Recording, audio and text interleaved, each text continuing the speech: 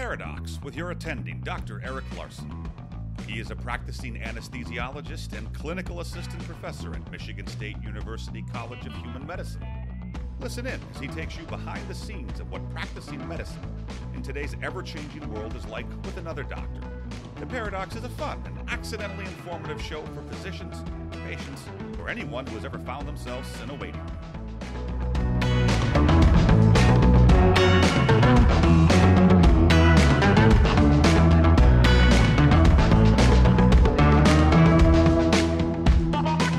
Well, hi, I'm here with my new friend, Dr. Sean Deoni.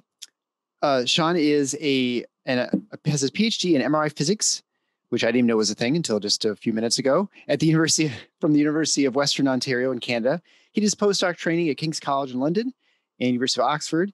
He's currently at Brown, where he works in a lab where they do a lot of testing on neurodevelopmental testing for kids and in development. Advanced baby imaging lab focusing on investigating fetal, infant, and childhood brain development using neurocognitive tools and neuroimaging, and trying to understand how a child's environment influences and shapes their environment. Dr. Deoni, thanks so much for joining the Paradox.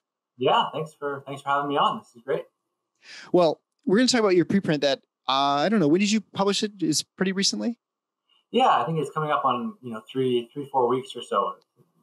Short enough that it's still under review. So right. So yeah. So the preprint is about neurodevelopment for infants, specifically who are born during the pandemic. So it'd be 2020 basically, and up until the first few months of 2021. That's right. Yeah, we sort of spaced it out. So we had kiddos from about July. So we wanted to kind of get one term or the last trimester in utero during the beginning stages of the pandemic. And then followed up until about August or so of this year. So just a little bit over about 13 months or so. And, I think before we begin the discussion, I think it's important to sort of discuss what a preprint is. And I think there's been a lot. Preprints are basically a way for someone to present their findings. It gives an opportunity for other scientists to know what's going on, maybe in the field, right? To get ideas, to offer critiques, or, say, hey, we've already done this or whatever, right? I mean, that's an opportunity to tell people about it. What has happened, of course, with COVID, because it's just such a charged issue, people grab onto preprints and they become their own, they become something else. And sometimes the preprints are things that are never going to see publication because they don't get through peer review. So I guess that's sort of the disclaimer, I guess, we're going to talk about preprint. And it has now just become, I think it's not dangerous, but it's certainly, you have to be a little bit more cognizant of what you're putting out, publishing as a preprint nowadays, don't you? Yeah, definitely. So, this is certainly my first foray into the preprint world, as it were. And certainly, I definitely saw it as you do, sort of more from the physics side of things, where you typically put things out to kind of vet them before they would go in for formal peer review. And thinking that was kind of going to be the process and we get some feedback. And that certainly has happened. It's been great. About 3, 4, 5 people have requested the data and kind of pounded through it and put it through the ringer, which is what you really want, right? You want to make sure that you didn't do something silly or sloppy with the analysis or whatnot. And so, yeah, that's where we're kind of coming from. Although it does, as you say, take on a life of its own sometimes. And, people will take to you on social media, which has also happened. So that was less desirable than the people kind of vetting the data and whatnot. Yeah, right. And I guess, today's age, it's just a reality, right? That's just something we have to accept. And, whether people just look at headlines or not, I guess there's nothing you can do about that anyway, right? It's the classic, the headlines, what has nothing to do with it, the lead of the story, right? And so you have to be discerning in how you take information. Yeah, exactly. So let's talk about the study, because I think it's, when I heard about this, I was pretty amazed, interested. I'm an anesthesiologist by background, so I have zero knowledge in child development outside of the physiologic changes, right? Like I know their basic vital signs for kids are totally different than adults, but as far as the development goes, maybe the best place to start is let's talk about what the study is. It follows a well-established cohort that's been in a process that's been going on for years, right? So The data is extracted from it's not something that started novelly in 2020, right? This is something that's been going on for quite some time. So why don't you talk about that process first, where the background data comes from? Sure. Yeah. Just to give some context. So the lab that we run kind of had its formation in about 2009, 2010. And the basic idea there was, as you kind of alluded to in the introduction, was really to understand patterns of normal, healthy brain development. So we were recruiting typically developing kiddos. So those are kids born, full term, normal birth weight, no major risk factors for developmental disorders, those sorts of things. So mom was healthy, dad's healthy, that sort of thing. And we've been continuously enrolling kids since then. So we've been lucky enough to get, grants to continue, not only continue following those kiddos as they've gone from, infants to toddlers to children to now, early adolescents and pre-adolescents, but to continue enrolling, consecutively. And so what that's allowed us to do then was really end up with a data set where we had, close to 10 years of normative healthy data, and then suddenly a dramatic change in the environment. So that's the other thing that we're kind of interested in understanding. So not only mapping out these trajectories of normative development and really understanding relationships between brain structure and function that we get from MRI or EEG, and then their cognitive performance, but then really trying to understand how that child's environment is shaping those relationships. And that environment is broad. So it's things like nutrition, even, the home environment, SES, so socioeconomic status, those sorts of things. What kind of daycare did they go to? Multi versus single language families, those sorts of things. And as you say, so once we hit into 2020, we never really slowed down, but suddenly the environment shifted, right? We went from a place where kids were going to school normally, doing their normal thing. Babies were being born. Moms would take them home. They would go off into daycare. The usual suspects, right? We'd have mom groups or dad, family groups and uncles and grandparents coming over and all that sort of stuff. And all of that stopped. And most labs, and this is kind of a distinguishing feature that we had, is that most labs that kind of do this work shut down or at least went virtual. And so that they weren't bringing the families in and the kiddos in. We fortunately never had to go to that extreme, but obviously we had to take all the usual precautions. So, PPE, masks, those sorts of things. But we were still able to bring kiddos in and continue almost doing what we'd always been doing. And as that wore on, there just became this sort of chorus from our RAs and research assistants and our psychologists saying, these kids are acting very differently. Assessments that used to take 15 minutes are now taking 45 minutes. It's really hard to get their attention.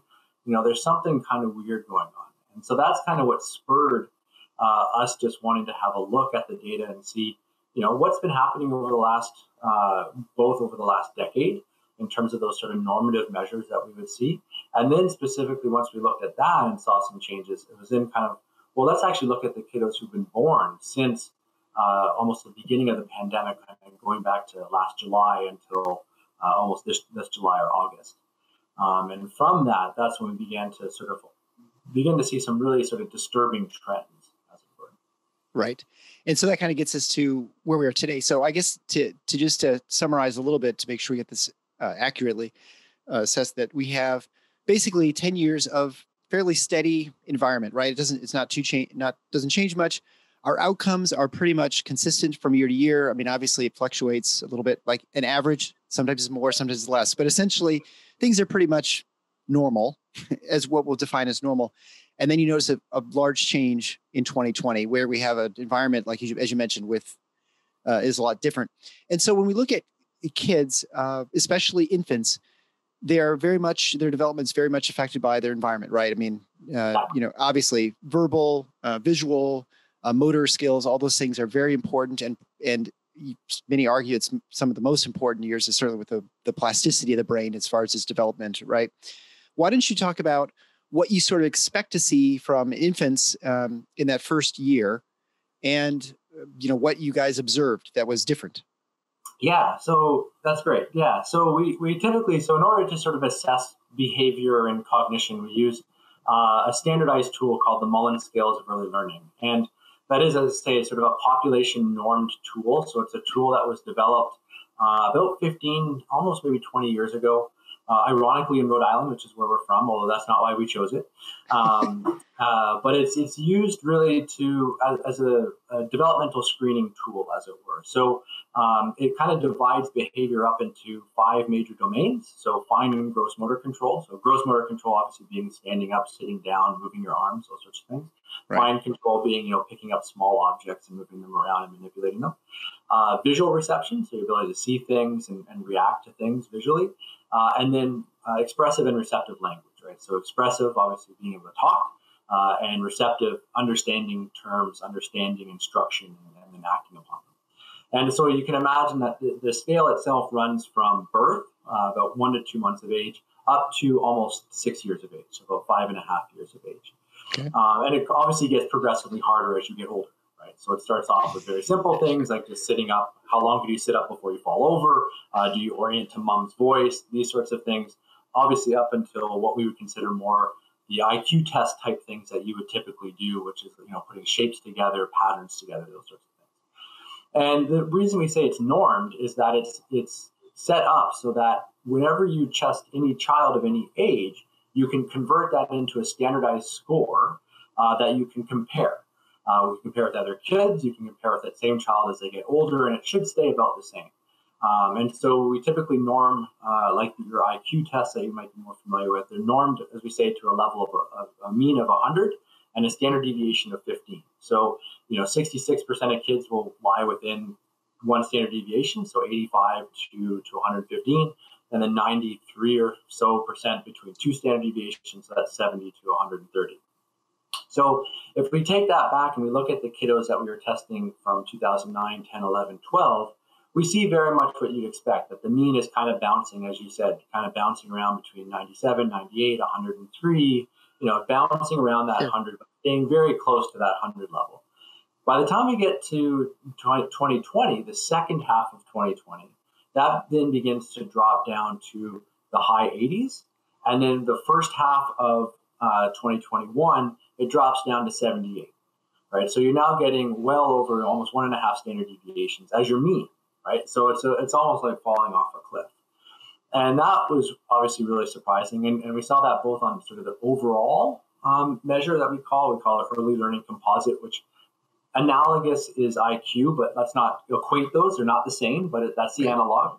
And then you can also look at verbal skills and motor skills. And all 3 of those were dropping precipitously between 2020 to 2021. When we looked at that a little bit further, then we went out and said, well, what is it? What's driving this drop? Thinking that it was probably some of the older kids, right, who were going to daycare and having that interaction, and suddenly that stopped. So we started looking at that, but realized actually it's not the older kids that were driving the value down. It was the younger kids, the infants and toddlers. And so that's brought up the second question then, which was to look at the infants who were born, as you say, between July of 2020 and August 2021, versus the same kiddos or the same children of the same age going back 10 years. And it's there that we saw this huge difference between the two. And so those kids now, again, being 1.5 to 2 standard deviations on average below the historical trends that we've seen. And that kind of pointing, being some of the surprising, to me at least, and to most people who've read the paper, the surprising result. Yeah, I don't know. The magnitude of 1.5 standard deviations to someone who's a non-scientist is it's maybe not, you maybe can't appreciate how big a difference in drop that is. I mean, if you were to meet someone who with an IQ of 120 and an IQ of 80, it would be, there'd be no question, right? I mean, you would absolutely be able to tell immediately that you have people of, various intellects. I mean, it's a huge difference. And so I guess maybe just to be clear, when you're looking at all these ages, you're finding the biggest difference is just in infants. Were you noticing a big drop in 3-year-olds or 4-year-olds, or was it pretty much only seen in infants and early toddlers, I guess? It was really in the early, 0 to 18 months was really showing the drop. Yeah. The other ones, there was a slight trend down, but it wasn't as precipitous as what we're seeing. And you're right, when you talk about 1 or 2 standard deviations or 20 to 30 points, normally when we're doing like nutrition interventions, you're happy to see 5 points. Right. Yeah. Yeah. Like you're really pushing for these really those would be considered large effects. So this was as you say sort of whoa, what's going on here? There's something going on here.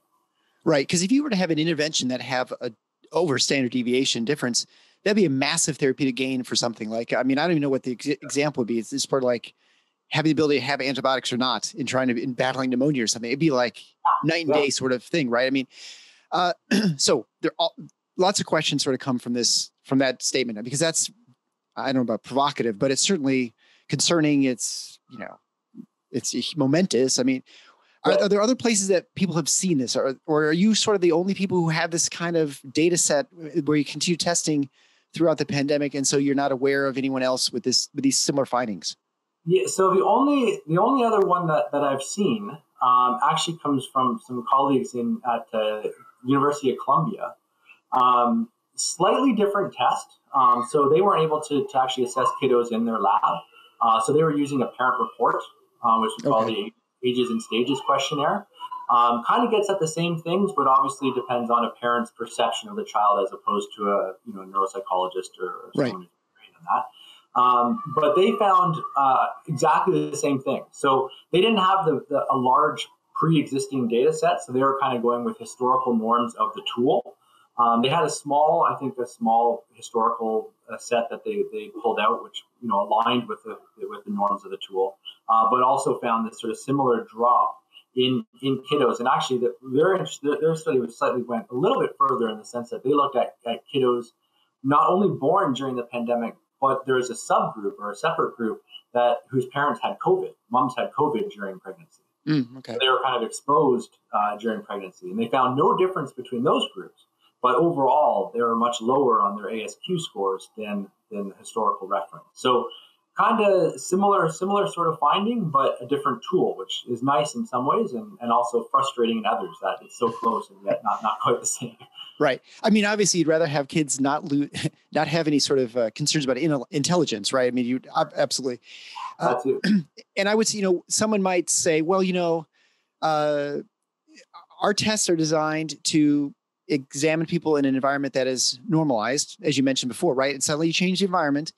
And so maybe the things that kids could do before, we shouldn't expect them to be able to do before, right? Or, later, like you would expect a kid from 1800 to walk up and use an iPad, or to know to look both ways before crossing a street. There are things that are skills that we would consider baseline that, we might not in a different situation. And it wouldn't be because the kid's less intelligent. It's because just a different world. How much would you attribute to that? Or do you think it's something else? Yeah, so that's a good point. And but one of the things that was actually pointed out, that came out of other groups looking at the data and kind of, reporting back was that because another concern was, well, you kind of mentioned the testing environment, right? The norm testing environment. And the testing environment has changed, right? We've now put on masks, right? Onto our examiners and onto the child. So there was a thought, and we alluded to it in the discussion as well, that maybe it is just the mask wearing or that environment that's changed, the testing environment that's leading to this, and it's sort of an artifact, as it were. What was interesting that speaks to both of these points is that it wasn't things that you might expect to be altered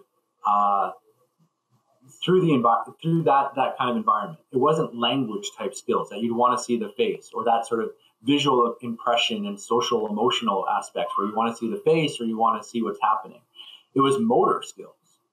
So simply things like sitting up, rolling over, those sorts of things, those sort of standard developmental milestones were delayed.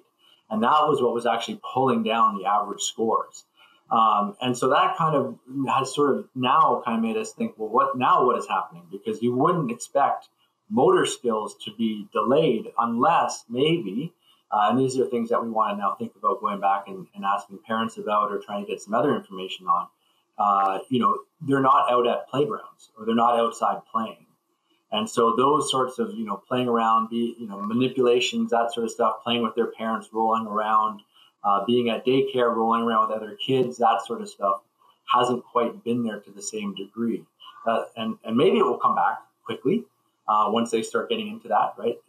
But that was kind of the weird thing, is that it was mainly the sort of, I would say sort of standard motor milestones that you would sort of think, and have been shown to be sort of pretty consistent even across different cultures and whatnot, that sort of hit at the same time point. These are all being delayed a little bit, which is weird. It's that it wouldn't have been my thought. I would have thought it would be more on the language, social emotional interaction, that sort of stuff that was being altered. But it's right. Well, I mean, that's logical, right? That you're not able to see the faces. I mean, although you could argue most infants are seeing their parents. I mean, most people are not masked up in their homes. Right. But, when they're out in daycare, other environments, or seeing relatives or seeing people on the street, they're not seeing people's faces, or, when they're in stores and things like that. And so it's sort of like the classic, if you have a child, excuse me, you never think they're listening until they repeat something back, 3 months later, right? So you never think the kids are paying attention or processing anything, and yet it's probable that they are processing things all the time. And so I guess, but again, you would expect it to be verbal, you'd expect it to be, visual things, then motor skills. So if someone's concerned about this, they'd say, well, tell me if someone is let's say someone is a standard deviation, let's say they normally test a standard deviation below, or like half a standard deviation. Let's say their IQ would say is equivalent is like 90. Do we see that consistently stay 90 through their development through 5 or 6? Is that what should have been shown in the data set previously? Or do we see lots of moving around in those intelligence scores normally? So that's a good thing. So the Mullens itself and similar types of assessments in early kiddos do fluctuate, right? Because as every parent knows, right, you have your the anecdotal, my child is talking really early, but they're not walking or crawling yet, right? Right. They crawl later, or vice versa. Like my kid is able to climb all over stuff, but his language isn't quite there. And then one day they just speak, and then that's the end of it, right? It's all that concern was for naught. And that's true until those scores start continuing on until about 18 to 24 months. So we're kind of getting to that window now, right? And then things begin to become pretty consistent. Where you are is where you stay. And you don't tend to jump, huge amounts. Certainly between, 3 months of age and a year and a half, you can see pretty large movements, not typically a standard deviation, but you can see movements. So my major concern is actually for the older kiddos, right? If they're still there now, coming up now almost on, a year and a half to 2 years, that becomes a lot harder to sort of push up, as it were. You don't see a huge, we haven't traditionally seen kids at, 2, 3, 4 years of age make sizable jumps in those values. They tend to stay in their quantile or their percentile pretty consistently. Right. We oftentimes say kids are really resilient and that they can sort of, face anything. But I think, you're in neurodevelopment for children. You probably have a completely opposite opinion in some ways, right? Like the environment is really important for these kids' development. And as you said, it's kind of, at some point, we think you're kind of set once you're at a certain point, right? At age. And so the environment that you're developing your brain in initially, the first 1 or 2 years of your life, is really important. And so we can't just discount and say, well, kids are resilient, they'll be fine. And they're the tabula rasa, right? The blank slate, they can become whatever we want them to become later. There's intelligence innate and those sorts of things. All those things probably are somewhat true, but there's a genetic component, it's a nature nurture discussion, right? But there's some truth, I suppose, to if you don't have that right environment the first couple of years, you may never catch up.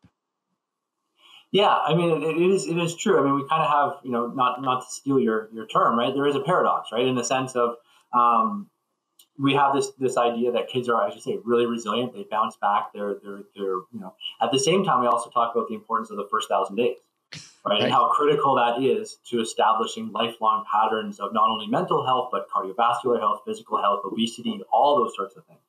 And so, as you say, and so we actually see that, right? We see relative fluctuation of developmental milestones over those first 2 years of life, as every parent, kind of talks to you, right? Oh, my kid was started to walk at 9 months. No, my kid started walking at 12 months, and my kid started walking at 18 months, and they're fine. But you don't hear that happening after 2, right? So not that, right. Not that 1,000 days is exactly this hard limit that, once you're 1,001, that's it. We've written your book, but it just becomes harder and harder to, that plasticity and the foundation, as I kind of like to think about it, it's like building a house. It's a lot easier to change your mind when you're just dealing with the foundation than once you've, put up the first story and second story, and then you're like, I'd really like to move that wall. It's a lot harder now, right? So, and that difficulty becomes greater as you get older. So we're kind of, as I say, we're kind of getting into that time period now where these kiddos are, most of them now are a year that we're in our cohort, so they're a year to 18 months. So they're kind of pushing that upper boundary where I would at least be a lot more concerned, or am a lot more concerned. Yeah, right. This brings, and of course, the problem is with these kids, you can't ask them. You can't, like, even the normal assessments of, how you doing, you can't do. You can't really find out what the long-term implications are or anything until the long-term has happened, right? And that's the big concern of all these things. And when you're looking at this situation, so let's say you're a policymaker and you're like, whoa, this is really concerning. We need to do something. You can only do something if you know what the problem is, right? And so like right now we're just talking, we're like, there's clearly a problem, or there's at least, if not a problem, there's at least a concerning trend, let's say, right? We don't think it's the things that are obvious because you said it's not verbal. So, what would you, how would you like correct this? Do we just need to have kids out doing more things? Do we need to, I guess, what's causing this? I guess it's the real question, right? And I'm sure that's what you're trying to figure out. Is it, you said the one study said it's not people who've had COVID. So it's not like some viral encephalitis or some sort of, something like that we don't, at least we don't think so. Is it like stress from parents because they're living in a really stressful environment right now? What do you think is, what have you just ruled out, I guess, is probably the best question. Yeah, so that's another interesting point, right? So that was the other thing that we thought was going to be a factor, right? So is it stress? Because there has been some really nice work early on in the pandemic showing that pregnant moms in particular were quite stressed, right? They were quite anxious. They didn't know what was going on. Did this affect me? Will it affect my baby? That sort of stuff. We actually test for and do another standardized. Now, granted, it's a report, a parent report of maternal anxiety and stress, called the perceived stress index. Ironically, we found no difference in our historical data to the moms that we had. Now, that could be because moms coming in for a study visit are less stressed about the environment, right? The ones who were really stressed stayed home, right? So yeah, right. Selection bias. Yeah. Yeah. So that's a possibility. So we have a very unique, although then you start to say, well, then that's not it. Right? That's not driving. Right. Because then you would have the kids, would it be normal, right? If that was, yeah, right. Yeah, right. And that actually then brings up the question, well, what about the ones who didn't come in? Worse off, yeah. Right, what's happening with them? The other thing that we did find that was related, and actually it was an amplifying effect, so we call that an interaction effect, was low SES. So lower socioeconomic status, lower family income, lower maternal or household education level. So not surprising, SES has always been a historical relationship to cognition, right? Kids with access to early education, more stimulating environments do better.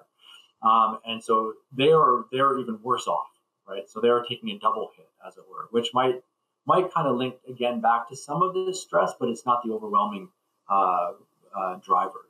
I think my own personal opinion, because we do also collect, and this wasn't in the paper, but it's an anecdotal point, but just one thing I'll put out there. So again, this isn't peer reviewed, and this isn't even talked about, but we do also collect information on language interaction between parents and children, and we do that with these little devices. It looks like a weird love child of a Sony Walkman and a deck of cards, basically. So it's like it's about this big. It sits right on the center. I think it literally is a tape recorder, and it records interaction and sounds between parents and between caregivers and the child, and then teases that out to tell how many vocal interactions have occurred. And what we found with that is that, again, looking back to our historical data, is that kids are being interacted with less at home or in their caregiver environment, so wherever they're wearing it. So there does seem to be less of that interaction, which could relate to, playtime and just general, playing around and doing things. And, certainly, and again, anecdotally from my own life, we went to work from home. Skype meetings started off, or, Zoom meetings started off usually between the normal business hours, and then they slowly extended on both ends, right? And so that time to kind of get away, go play with your kiddos a little bit, maybe was lessened a little bit. And so as a parent myself, I've kind of sort of tried to really put in, let's go and play with them a little bit more, roll around with them and that sort of stuff. Thinking that, again, that might be one of these aspects that they're just kind of missing out. And so, so going back to your question of, what would we be thinking about as a policymaker? My thoughts are, your first line of defense is going to be those daycares and kindergarten, preschool, and those early Head Start programs, right? That are going to kind of give a little bit more of that stimulation that they might be missing or might have missed, right? To kind of boost them up. I think that's probably where that's going to be the primary sort of junction point, I think, or interaction point. Do you have a feel for, and maybe you don't have the numbers in front of you, but what percentage of your study participants actually go to daycare?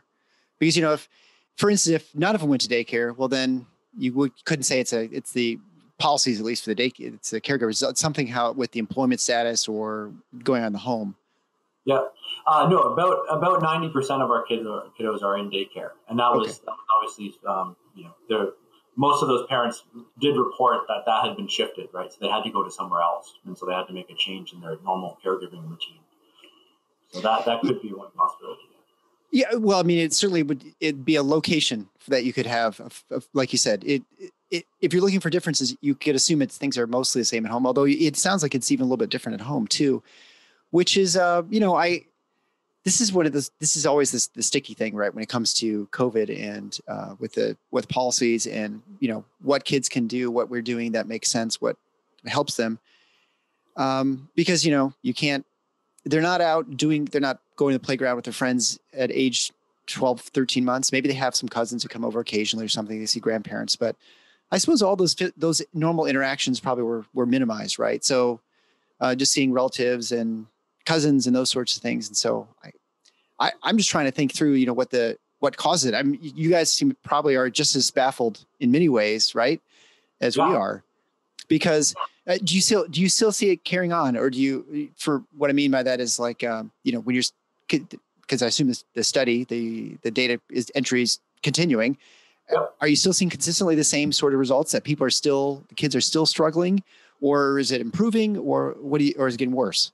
Yeah, well, so there's another data point is that, again, when you look at the scores, they were low at 6 months when those kids hit 6 months of age, and almost across the board uniformly, they dropped for 12 months. So, that second time point coming back, and that has continued on now to the 18th month. So there is a time interaction as well as to how long the pandemic has gone on, which might also kind of feed back into, again, some of that overall stress that, what's going on in the environment, what are parents feeling that they're bringing home.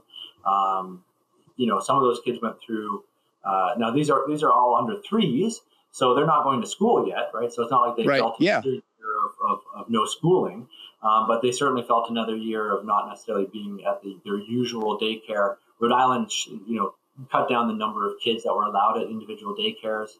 So they're not seeing that proliferation. As you say, they might not be going out to the parks. Early on, Rhode Island shut down all the parks, right? You couldn't go and just put them in and swing them and all that sort of stuff. So, depending on how long that went on for. So, that's the other point that, we did see this precipitous drop that is continuing on, which again is worrisome because we want that to begin to correct, right? We want that to start going in the other direction and start improving. So do you still see the same problem with 6 months olds right now versus 6 month olds, a year ago? So we're now 18 months. Yeah. So it hasn't really changed much. It's still the same sort of problem. Yeah. Okay. Well, that's really, worrisome. Yeah. No, I mean, everything about it So, is not is not great. Yeah, right. Right. No, that's too bad. What's the best way for people to move forward, I guess? So let's say you're a parent listening to this and you're like, your kids normally go to daycare. Do you seek out daycares where they have maybe, more kids playing, or, their caregivers don't have masks on or something like that? Do you think those are those things you would seek out as a parent? Because, parents, they have to work. We have to, earn a living. The only option is staying home, right? And oftentimes that's not an option. So what would you recommend people do? Because people are going to listen to this and are going to be a little concerned that they're sending their kid to an environment that's low stimulation, right? Yeah, no, I agree. I think it comes back to, certainly you want that, you want that interaction with both kids of their age, kids slightly older and younger, as well as, adults and caregivers. And so, anywhere that you can get that. And so whether that's, as you say, looking for daycares or areas where, preschool or whatnot that has that, I think the mask, with mask mandates and whatnot, that's kind of that's a different question, and sure. That's going to be the case. And because we don't want to be infecting these kids now on top of that, because that's a whole other thing we don't know about. So let's right. Yeah, right. No idea about that. So at least the one study sort of showed that at least there was no impact of in utero exposure, but we don't know about actual infection in the kiddo. So, but then, I think, as parents, as hard as it is, when you get home from work, just taking that extra few little minutes to play and talk, roll around, I know myself, I found that sometimes, bath time became a little bit more rushed, right? Because you're kind of rushing to get something done, or you want to take some time for yourself. Right. Right. But maybe, just doing that a little bit longer, or, another book at bedtime, all those things I think are important and are the usual things that we're doing. So just trying to, maybe turn up the volume on that a little bit is probably that's going to be the best that we're doing, really. As you say, we can't stop going to work. We can't, that's not, as you say, an option for many people. It's tricky. It's really tricky. Yeah, well, right. And do we have other examples of extraordinary, environmental changes like this, where we have ideas of maybe how it affected kids' development? Maybe a war, or I know there's a Romanian study people kind of talk about, the Romanian orphans, which I don't know if it's how much the worst example. Yeah, I don't think that's really like something that is really equivalent to this. I mean, I guess it could be if there's no stimulation, I suppose, but that's probably not the case for these kids. Do we have any sort of other equivalents or ideas of what might happen? Not really. I mean, it's. I mean, I guess, but I don't think any of those children were ever obviously studied. Would be, kids, as you say, in wartime, who may have been put into or refugees, right? Refugees sure. might be an example, right? And we do see in those kids, executive functioning deficits. When they go to school and whatnot. So if they do go to school, so there is some long-term effects, but again, it's really difficult to compare this to a refugee camp or, to some of these wartime things. As you say, the Romanian child is one that pops up, but that was no stimulation, right? I mean, they were just put into an orphanage and left, right? That's a whole different kettle of fish. So as you say, I don't think we're nearly at that. I hope we're not nearly at that point. But not really. I think, we're kind of, as you say, we're kind of counting on this kids are resilient. And I'm not sure I really want to put my trust in that statement, to be honest. No, I don't. And finally, when you look at the data too, I found it interesting that males seem to be more affected than females. Yeah. But I guess, if we look at gross motor skills, is that more important for male development than female development? Maybe do you think that's perhaps why they're more affected? Yeah, I think so. I mean, in general, and again, this goes to those old anecdotes, but they do kind of hold up. That boys walk and girls talk, right? That sort of, that boys tend to be, and certainly when we look at brain maturation, boys, their motor cortexes and whatnot are developing, pretty quickly.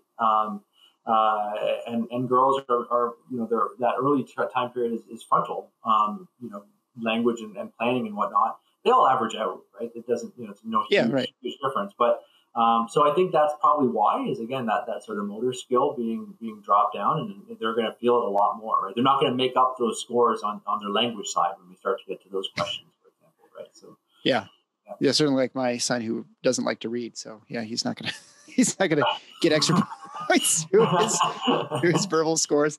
He'd rather stick with the motor. Well, I guess the only question is, you expect this to be published hopefully soon. Is this sort of data, is this normally published like annually or something? So do you expect that it is sort of like I don't know, does it normally get published? And are there any things that you see are problems with it getting published and becoming a study that's validated? Yeah, no, I don't think so. As I say, I mean, we've kind of gone through the ringer with the data analysis and whatnot. So, I think the major questions that we'll probably be looking at are some of these discussion points, the same that we've had, right? Is it the testing environment does change the masks and that sort of stuff, and are we seeing that? As I say, I don't think it is, because we're seeing it consistently. We're seeing the same, that kids are getting worse, not getting better, or not changing. We can't do the control study, right? It'd be great if we could do some kids without a mask and some kids with. We can't do that right now. So, now granted, if all this ends and we see a huge, suddenly everyone is back up exactly where they're supposed to be, then there'll be there'll be a retraction, or it'll be like, hey, you don't teach in masks because clearly it doesn't work, right?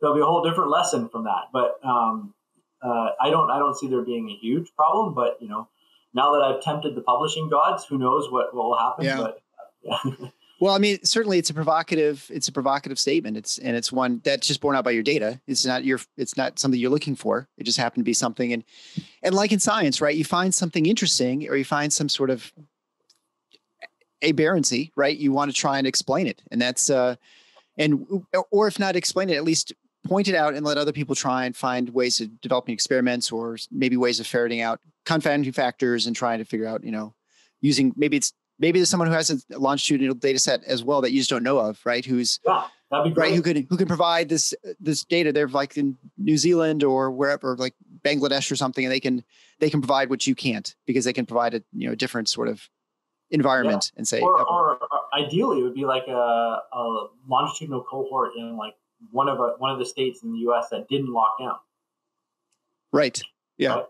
Right. Exactly. Yeah. That would be the perfect confound, because if they don't see anything, then that's, well, actually we have to think what that would do. But right. I mean, this is the problem, right? This is the problem we're always faced with. There's so many confounding factors.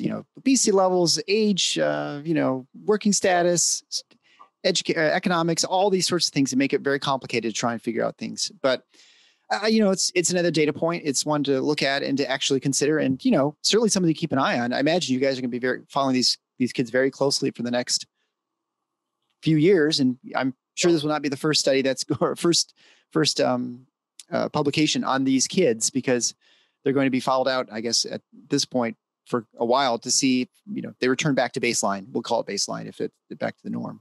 Yeah, we definitely want to follow them at least into school entry, right? And start getting those sort of data points of that school readiness and that early school performance and whatnot, because that's where as you say, the rubber kind of meets the road as to where they're going to be going, and how they're doing. And I think that's going to be so we definitely want to, again, going back now to the granting gods, we definitely want to be following these kiddos out for another, 3 or 4 years for sure. Yeah. Well, I can't imagine people wouldn't be interested in that outcome too. If nothing else, just for reassurance, right? I mean, that's what you hope, that everything gets back to normal. Well, Dr. Deoni, thank you so much for joining the Paradox. I really appreciate it. Where can people find more of your stuff? I mean, I suppose we're expecting the American Journal of Pediatrics. Is that where you guys are hoping to publish this? That's right. Yeah. Yeah. Hopefully there. If not, we're on, we have our lab website of babyimaginglab.com. And actually, we're just launching, if I can do a push. Absolutely. Or not, but we're part of, so the NIH has just announced a large study on long COVID, right? The sort of called sure. cohort. So it's a large study across the U.S., and our group is participating in that. Our lab is participating in that study, along with some colleagues at NYU and Virginia Commonwealth University. And that's a legacy study, unfortunately with an I, so you have to annoyingly spell with LEGACI study.org. So if you are near Rhode Island or New York or Richmond, Virginia, and your child had or was infected with COVID, or you are infected with COVID, you can log on there and participate in that study, and that would be great as well. So so that's probably the easiest places to find information that we have going on. All right, perfect. Dr. Deoni from Brown University. And I'd recommend everyone check out the paradox.com/147. That'll be where the show notes page will be, which will have links to the baby imaging lab and the correct spelling of legacystudy.org. You also find a photo there. Dr. Deoni has probably the best photo I've had, since he has a giant teddy bear in his, like a great pediatric researcher. You've got the teddy bear there, so I love it. Thanks so much. Perfect. Thank you very much. Thanks for listening to The Paradox. If you like what the doc is doing, please subscribe and leave a review on iTunes or Stitcher. And share the show with your friends. Become a supporting listener to get access to special bonuses at patreon.com/theparadox. Show notes can be found at theparadox.com.